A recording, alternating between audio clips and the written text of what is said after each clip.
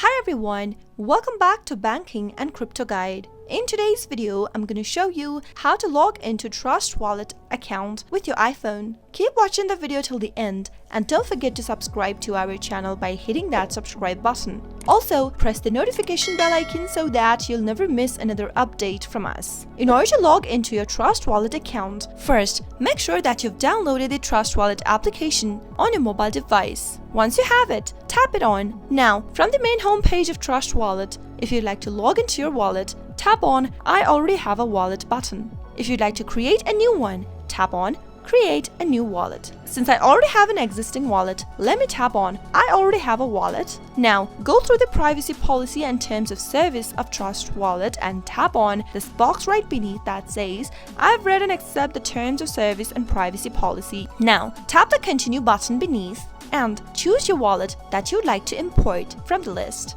I'm going to choose the first option. Tap on multi-coin wallet and type in the secret phrases that you've backed up while signing up for your wallet on Trustwallet. Make sure to type in your secret phrase correct. You'll need to type in your 12-word secret phrases in the text box in the correct order. Once you do that, tap on import at the bottom. Now, as you can see that you have successfully imported your wallet for Trustwallet, tap on OK and go ahead and enable your push notifications in order to receive notifications for incoming and outgoing transactions. Tap on enable, and that is how you'll be able to log into your Trustwallet application on your iPhone. The main homepage of Trustwallet will look like this. All of the assets that you have will be displayed at the top, right where it says main wallet. You can send and receive, buy, or even swap cryptocurrencies of your choice with your Trustwallet account. I hope the tutorial was helpful to you. If it was, go ahead and give us a thumbs up. I'll soon be back with more tutorial videos like this. Thank you for watching.